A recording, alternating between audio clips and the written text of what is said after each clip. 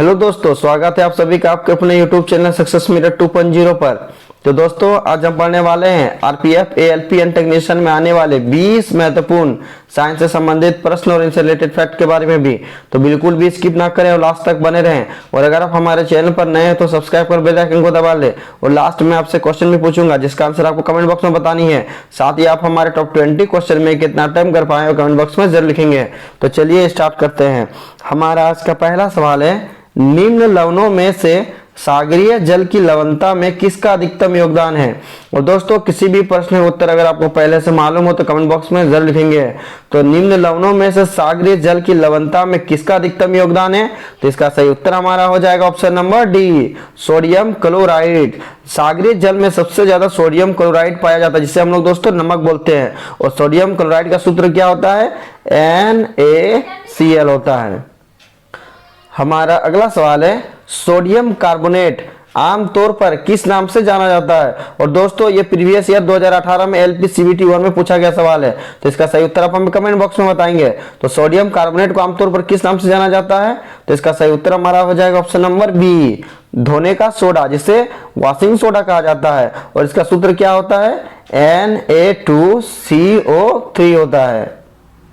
हमारा अगला सवाल है, साल्वे प्रक्रम द्वारा औद्योगिक निर्माण किया जाता है। तो साल्वे प्रक्रम द्वारा किसका औद्योगिक निर्माण किया जाता है, तो इसका सही उत्तर हमारा क्या हो जाएगा option number C, sodium carbonate. Sodium carbonate का निर्माण उद्योग में साल्वे प्रक्रम द्वारा किया जाता है। हमारा अगला सवाल है, पृथ्वी पर सबसे अधिक मात्रा में पाया जाने वाला धातु तत्व कौन सा है। और दोस्तों ये इंपॉर्टेंट सवाल है और इसका सही उत्तर आप हमें कमेंट बॉक्स में जरूर लिखेंगे। तो पृथ्वी पर सबसे अधिक मात्रा में पाया जाने वाला धातु तत्व कौन सा है, तो इसका सही उत्तर हमारा हो जाएगा option number B, aluminium. Aluminium दोस्तों पृथ्वी पर सबसे अधिक मात्रा में पाया जाने वाला धातु तत्व है। हमारा अगला सवाल है, निम्नलिखित में से किस वैज्ञानिक ने पोलोनियम तत्व की खोज की। और दोस्तों आज हम जो आपसे टॉप 20 क्वेश्चन डिस्कस कर रहे हैं ये सारे के सारे इंपॉर्टेंट और 100% रियल आपके एग्जाम में आएंगे दोस्तों। तो सभी प्रश्नों को अच्छे से देखेंगे और लास्ट तक बने रहेंगे। अगर आप हमारे साथ लास्ट तक बने रहते हो तो ये आपके एग्जाम के लिए बहुत ही यूजफुल होगा। तो किस वैज्ञानिक ने पोलोनियम तत्व की खोज की, तो इसका सही उत्तर हमारा हो जाएगा option number B, Marie Curie. Marie Curie ने पोलोनियम की खोज की। अच्छा, पोलोनियम के समस्थानिकों की संख्या कितनी होती है, बार बार एग्जाम में पूछा जाता है। तो पोलोनियम में समस्थानिकों की संख्या कितनी होती है, 27 होती है। हमारा अगला सवाल है, अग्निशमन यंत्रों में भरा सोडियम बाइकार्बोनेट घोल किससे क्रिया करके कार्बन डाइऑक्साइड बनाता है, तो इसका सही उत्तर हमारा क्या हो जाएगा, और ये इंपॉर्टेंट सवाल है। तो अग्निशमन यंत्रों में भरा सोडियम बाइकार्बोनेट घोल किससे अभिक्रिया करके कार्बन डाइऑक्साइड बनाता है, तो इसका सही उत्तर हमारा हो जाएगा ऑप्शन नंबर बी, गंधकाल। गंधकाल से जब सोडियम बाइकार्बोनेट का घोल अभिक्रिया करता है तो दोस्तों कार्बन डाइऑक्साइड का निर्माण करता है। हमारा अगला सवाल है, कौन सा एंजाइम ग्लूकोज को अल्कोहल में परिवर्तित करता है। और दोस्तों ये बहुत इंपॉर्टेंट सवाल है। तो इसका सही उत्तर हमारा हो जाएगा option number A, zymase. Zymase enzyme दोस्तों ग्लूकोज को अल्कोहल में परिवर्तित करता है। हमारा अगला सवाल है, टेफ्लॉन क्या है। तो दोस्तों आप देख सकते हैं कितना इंपॉर्टेंट सवाल है। तो टेफ्लॉन क्या है, इसका सही उत्तर आप हमें कमेंट बॉक्स में बताएंगे। तो इसका सही उत्तर हमारा क्या हो जाएगा option number A, fluorocarbon. Fluorocarbon को टेफ्लॉन कहा जाता है। हमारा अगला सवाल है, निम्नलिखित बहुलकों में से किसका प्रयोग ना चिपकने वाली कढ़ाई के निर्माण में किया जाता है, तो इसका सही उत्तर हमारा क्या हो जाएगा ऑप्शन नंबर ए, टेफ्लॉन का। टेफ्लॉन बहुलक का प्रयोग ना चिपकने वाली कढ़ाई के निर्माण में किया जाता है। हमारा अगला सवाल है और दोस्तों इसका सही उत्तर आप हमें कमेंट बॉक्स में लिखेंगे। अंगूर में कौन सा अम्ल पाया जाता है, तो अंगूर में कौन सा अम्ल पाया जाता है, तो इसका सही उत्तर हमारा हो जाएगा ऑप्शन नंबर डी, टार्टेरिक अम्ल। दोस्तों अंगूर एवं इमली इन दोनों ही में दोस्तों क्या पाया जाता है, टार्टेरिक अम्ल पाया जाता है। हमारा अगला सवाल है, बौने पौधों को किसके अनुप्रयोग से लंबा किया जा सकता है? और ये इंपॉर्टेंट सवाल है, तो इसका सही उत्तर हमारा क्या हो जाएगा? जो बोना पौधा है उसको किसका प्रयोग करेंगे दोस्तों, जिससे कि वो लंबा होगा? तो इसका सही उत्तर हमारा क्या हो जाएगा? Option number A, gibberellins. Gibberellins के प्रयोग से बोने पौधों को लंबा किया जा सकता है। हमारा अगला सवाल है, ऑर्किड में बिलामेन उत्तक पाया जाता है किसमें? तो ऑर्किड में बिलामेन उत्तक कहां पाया जाता है? तो इसका सही उत्तर हमारा हो जाएगा ऑप्शन नंबर बी, मूलों में। मूलों में दोस्तों, जिसे हम लोग क्या बोलते हैं? जड़ बोलते हैं। तो ऑर्किड का बिलामेन उत्तक किसमें पाया जाता है? मूल में, अर्थात जड़ में पाया जाता है।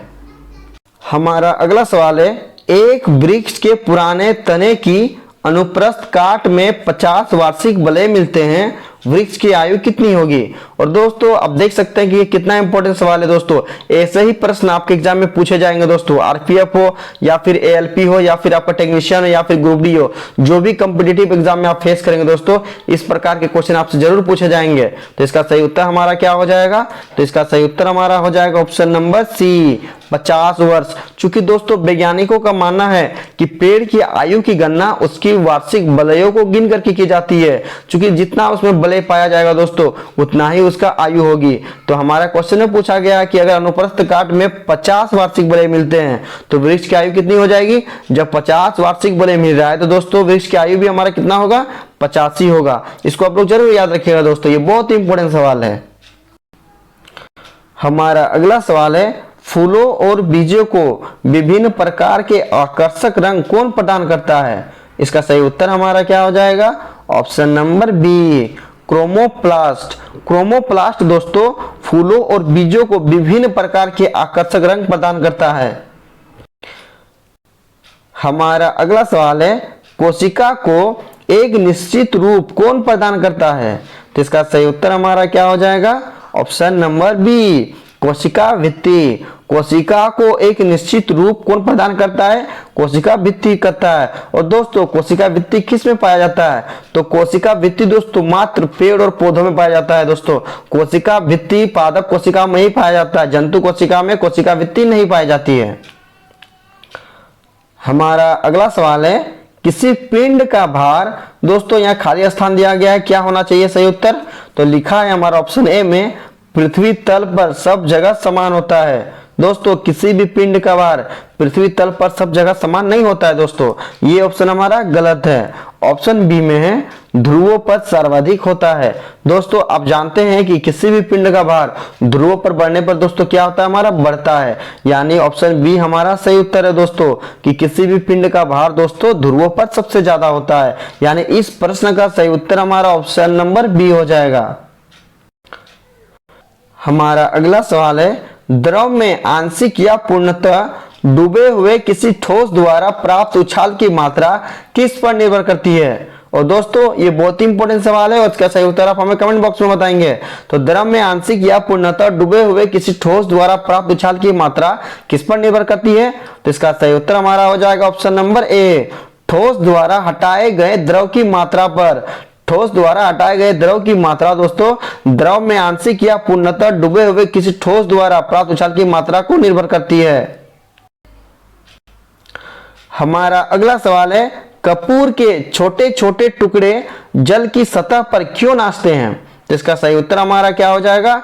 ऑप्शन नंबर ए, पृष्ठ तनाव के कारण। कपूर के जो छोटे छोटे टुकड़े होते हैं दोस्तों वो जल की सतह पर नाचते हैं। तो इसका किसके कारण से नाचता है दोस्तों? तो इसका सही उत्तर हमारा क्या होता है? पृष्ठ तनाव होता है दोस्तों, जिसके कारण दोस्तों कपूर के छोटे छोटे टुकड़े जल की सतह पर तैरते हैं और नाचते हुए नजर आते हैं। हमारा अगला सवाल है, स्वचालित वाहनों में द्रव चालित ब्रेकों का इस्तेमाल वस्तुतः किस नियम का सीधा अनुप्रयोग है?